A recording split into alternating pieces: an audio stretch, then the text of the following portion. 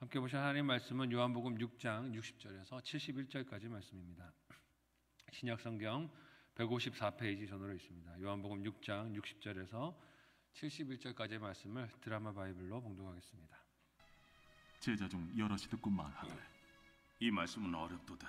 누가 들을 수 있느냐? 한데 예수께서 스스로 제자들이 이 말씀에 대하여 수군거리는 줄 아시고 이르시되 이 말이 너희에게 걸림이 되느냐? 그러면 너희는 인자가 이전에 있던 곳으로 올라가는 것을 본다면 어떻게 하겠느냐? 살리는 것은 영이니 육은 무익하니라. 내가 너희에게 이른 말은 영이요 생명이라.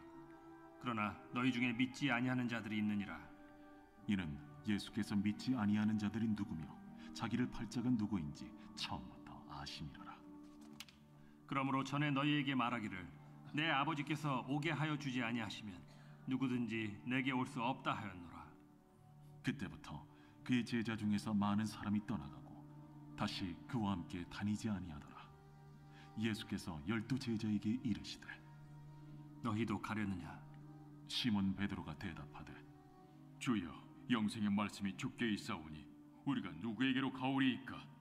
우리가 주는 하나님의 거룩하신 자이신 줄 믿고 알았사옵나이다. 내가 너희 12를 택하지 아니하였느냐? 그러나 너희 중에 한 사람은 마귀니라. 이 말씀은 가룟 시몬의 아들 유다를 가리키심이라. 그는 12 중에 하나로 예수를 팔 자로라. 아멘. 함께 읽은 본문의 말씀을 가지고 영생으로의 부르심이란 제목으로 말씀 나누고 기도하도록 하겠습니다. 오병이어의 이적을 체험한 사람들이 예수님을 찾아 강 건너 가버나움까지 따라온 상황입니다. 대단한 열심이고 열정이죠. 강까지 건너서 예수님을 찾아와 우리의 왕으로 삼으려고 하는, 그들의 왕으로 삼으려고 하는 열정을 보입니다. 그러나 예수님께서 말씀하셨듯이 그들이 예수님을 찾아온 것은 오병이어가 가르치는 표적을 받기 때문이 아닙니다. 놀라운 이적을 체험한 그들이 예수님이 그리스도가 되시고 메시아가 되시구나 하는 것을 알았기 때문에, 믿기 때문에 따라온 것이 아니에요. 적은 음식이 많은 무리를 먹인 이적을 체험한 이후에 앞으로도 이것이 그들에게 유리할 능력이 될 것이다 기대했기 때문에 예수님을 찾아온 것이었습니다. 자신들의 입맛에 맞는 왕으로 예수님을 세우려는 욕심 때문에 찾아온 것이었어요. 그들 이후의 삶을 안정적이고 걱정 없이 살고 싶은 야망과 욕심 때문에 예수님을 찾아온 것이었습니다. 그런데 예수님께서 그들에게 말씀하신 참된 양식과 생수, 그리고 하늘로부터 내려온 떡에 관한 말씀을 예수님께서 들려주시자 그들은 힘들어하고 괴로워합니다. 이게 무슨 내용인가 이해가 가지 않는다는 것이죠. 표면적으로만 그 말씀을 들으면 도무지 해석이 되질 않고 실행하기도 불가능한 일로 들렸을 것입니다. 예수님께서 뭐라고 말씀하십니까? 내 살을 먹고 내 피를 마셔야 한다라고 말씀하셨어요. 이해도 가지 않고 그거를 머리로 이해한다 그렇다 하더라도 실행하기는 더욱더 불가능한 일로 여겨졌을 것입니다. 특별히 율법을 엄격히 따르던 유대인들에게는 시도조차 생각할 수 없는 말씀 아니겠습니까? 그런데 이 어려움은 단지 표적을 구경하려 찾아온 군중들만이 아니라 예수님을 따르고 있던 제자들에게도 어려운 말씀이 되었다. 오늘 말씀이 기록하고 있습니다. 그래서 어떤 반응이 일어납니까? 함께 오늘 보면 60절에서 61절까지의 말씀을 한 목소리로 읽어보도록 하겠습니다. 같이 읽습니다. 시작. 제자 중 여럿이 듣고 말하되 이 말씀은 어렵도다. 누가 들을 수 있느냐 한데 예수께서 스스로 제자들이 이 말씀에 대하여 수군거리는 줄 아시고 이르시되 이 말이 너희에게 걸림이 되느냐. 아멘. 하늘로부터 내려오신 떡이 되시고 참된 양식이 되시고 나의 살과 나의 피를 너희가 먹어야 한다라고 말씀하셨던 예수님의 가르침이 제자들에게 걸림이 되었다고 합니다. 여럿이 자신들의 마음에 이것이 어렵도다, 듣기 이해하기 어려운 말씀이다라고 표현하고 있어요. 무엇이 어렵다라는 말일까요? 물론 예수님께서 하신 말씀의 의미가 무엇인지 정확하게 이해하기가 어렵다는 뜻도 있을 것입니다. 하나 그보다 더 큰 어려움이 무엇일까요?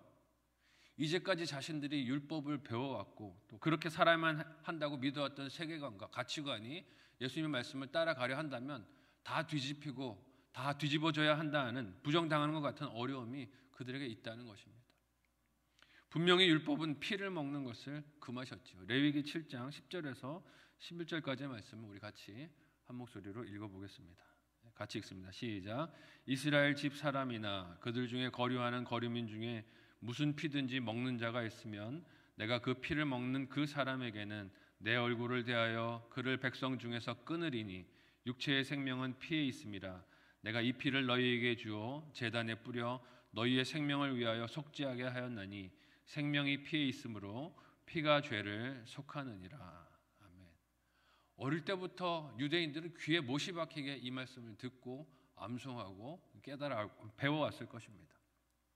그런 그들에게 내 살은 참된 양식이다, 내 피가 참된 음료다라고 하신 예수님의 말씀이 어떻게 들렸겠습니까? 율법을 어기고 살라는 말인가? 이게 무슨 의미인가? 받아들일 수 없다는 것이죠. 이를 머리로는 받아들일 수 있을지 몰라도 실행을 한다는 것은 그 이후에 그들의 삶에 다가올 엄청난 역풍과 고난의 삶을 생각할 때 받아들이기 어려운 말씀입니다. 유대인 커뮤니티에서 끊어지게 되는 말씀, 또 그런 삶이 될 것이라고 그들이 걱정하고 염려했을 거예요. 이해가 되고 익숙한 지점까지는 따라갈 수 있을지 몰라도 이걸 넘어서는 것은 힘든 일이라는 것이죠. 이를 넘어 이제까지 알았던 세계를 완전히 바꾸시려는 주님의 인도하심은 어렵다는 핑계로 사람들이 따르려 하지 않습니다. 이해가 어렵다는 말로 이곳까지만, 더 이상은 가지 못하겠다라는 그런 반발들이 일어나는 것이죠. 그런데 이는 이스라엘 백성들이 과거 광야에서도 계속 드러냈던 모습이기도 합니다. 하나님께서 한 걸음씩 한 걸음씩 이스라엘 백성들의 광야 여정을 인도하셨지만 그들은 끊임없이 하나님 앞에 어렵다를 부르짖었어요. 먹고 사는 것 어렵고, 마실 것 없어서 어렵고, 광야의 환경이 어렵고, 그래서 하나님을 원망하며 쫓아가는 그 걸음걸음을 힘들어했던 것을 우리가 기억합니다. 그래서 다른 곳들을 기웃거렸어요. 다른 신들을 기웃거리고 그들에게 안정을 줄 수 있는 환경들을 기웃거렸던 이스라엘 백성들이었습니다. 이런 제자들이 버거워하는 마음을 아셨던 예수님께서 그래서 그들에게 이 말이 너희에게 걸림이 되느냐 하고 물으시는 것입니다. 그리고 다시 어떤 말씀을 하십니까? 오늘 본문 62절에서 65절까지의 내용을 한 목소리로 읽어보도록 하겠습니다. 같이 읽습니다. 시작. 그러면 너희는 인자가 이전에 있던 곳으로 올라가는 것을 본다면 어떻게 하겠느냐? 살리는 것은 영이니 육은 무익하니라. 내가 너희에게 이른 말이 영이요 생명이라. 그러나 너희 중에 믿지 아니하는 자들이 있느니라 하시니, 이는 예수께서 믿지 아니하는 자들이 누구며 자기를 팔 자가 누구인지 처음부터 아심이로라. 또 이르시되 그러므로 전에 너희에게 말하기를 내 아버지께서 오게 하여 주지 아니하시면 누구든지 내게 올 수 없다 하였노라 하시니라. 아멘. 예수님은 자신이 주인된 자리를 포기하지 못하는 제자들에게 주님께서 이전에 있던 곳으로 올라가는 것을 본다면 어떻게 하겠느냐라고 물으십니다. 이는 무엇을 지금 말씀하시는 것입니까? 이후에 받으실 십자가의 죽음 그리고 부활, 승천을 예고하시는 거예요. 그걸 보면 내가 하늘에서 내려온 떡이라는 것을, 이 말을 너희가 믿을 수 있겠느냐라고 물으시는 것입니다. 또한 이것은 그들이 지금 예수님의 말씀을, 이 말씀하신 것을 믿지 못한다면 하늘에 올라가는 그 모습을 본다 할지라도 너희가 어떻게 믿을 수 있겠느냐라는 반문이기도 합니다. 지금 믿지 못하는데 내가 요구하는 표적이 주어진다면 믿겠다라는 말은 어불성설이라는 것이죠. 여러분, 믿음이라는 것은 어떤 조건이나 요구하는 바를 충족시킨다고 생기는 것이 아님을 보여주시는 말씀인 것을 기억하실 수 있길 바랍니다. 요한복음에서 사람들은 표적을 요구하며 자신들이 결심만 하면 믿을 수 있는 것처럼 끊임없이 말을 합니다. 나에게 표적을 보여주십시오. 이 말을 하는 이유가 무엇입니까? 표적을 보면 내가 내 결심으로 믿을 수 있다라고 착각하고 있는 것이에요. 그러나 사실 믿음이란 내가 결심한다고 가지고 생길 수 있는 것이 아닙니다. 사실 믿음이란 반대로 작용하는 것 아닙니까? 믿기 때문에 예수님께서 하신 말씀이 깨달아지고, 믿기 때문에 예수님이 하신 말씀이 이해가 되고, 그래서 그것을 따라갈 수 있게 되는 것이지, 뭘 보여주면 믿겠다, 착각인 것입니다. 예수님께서 하신 말씀이 무엇입니까? 아버지께서 내게 오게 하시지 않으면 너희는 따를 수도 없고 믿을 수도 없다라고 말씀하세요.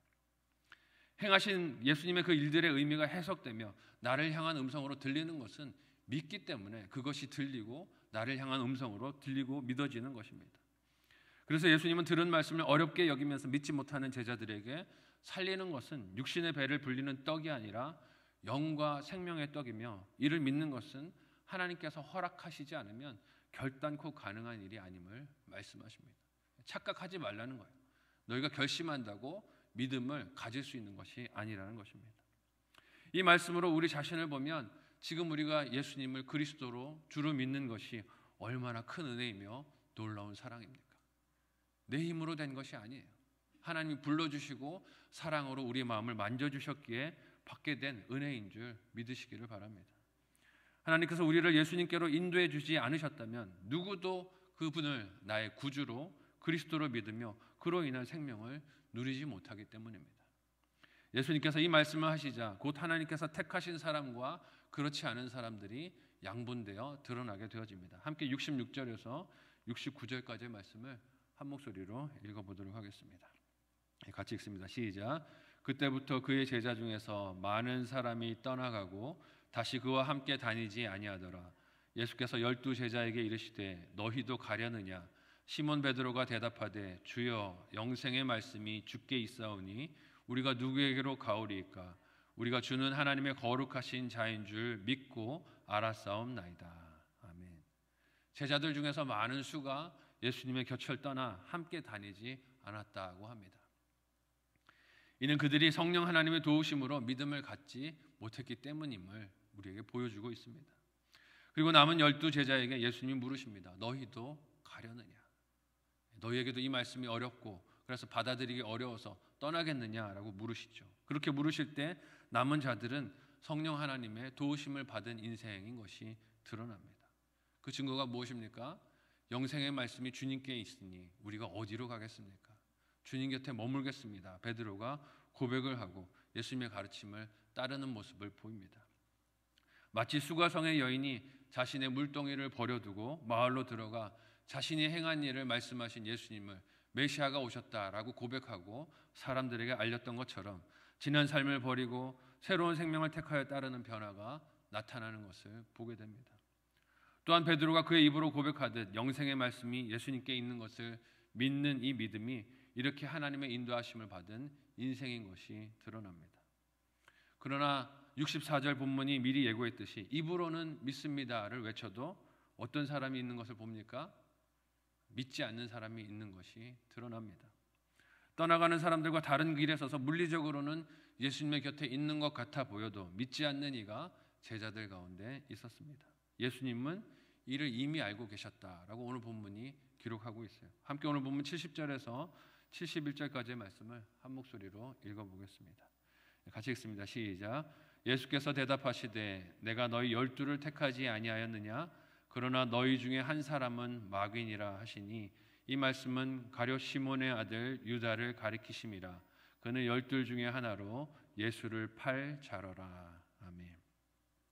요한은 예수님께서 알고 지목하신 그 주인공이 가룟 유다임을 이미 드러내서 말을 합니다. 예수님을 따르겠다라고 말은 했어도 실상은 그렇지 않았던 가라지가 있었음을 드러내 보이는 것입니다. 오늘 우리 교회 안에서도 믿는다라고 말을 하지만 교회 일도 열심히 하지만 자리를 지키고 자신에게 주어진 역할을 다 하는 것 같지만 하나님께서 허락하시지 않으시면 믿지도 않으면서 착각 속에서 믿는다라고 생각하고 살아가는 인생들이 있습니다. 내가 하는 일에 빠져서 이것이 믿음이다라고 전부로 여기면서 착각하고 살아가는 인생이 있어요. 안타까운 인생이죠. 그래서 날마다 주어지는 말씀으로 우리는 스스로의 믿음과 스스로의 형편을, 속사람을 살펴야 할 줄 믿으시기를 바랍니다. 내가 참된 주님을 따르는 제자인가를 끊임없이 말씀의 빛 가운데 살피며 점검해야 합니다. 우리 스스로도 속고 남도 속이면서 착각 속에 신앙생활을 할 때가 있기 때문에 그렇습니다.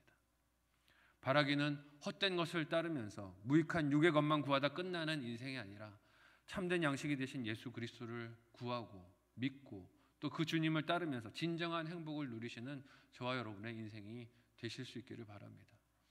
오늘 말씀을 통하여서 예수님을 따르던 12명의 제자들 가운데서도 믿지 않았던 한 유다가 있었음을 오늘 말씀을 통해 우리가 봅니다. 끊임없이 악한 영이 우리를 속이고 거짓 믿음을 참 믿음으로 착각하게 만드는 시험들로 우리를 넘어뜨리려 할 때가 있습니다. 말씀을 통하여 참된 양식이신 예수 그리스도만 따르고 또한 그 생명을 누리고 나누는 일에 성공하시는 인생들이 다 되시기를 사랑하는 예수님의 이름으로 간절히 소원하고 축복합니다. 아멘.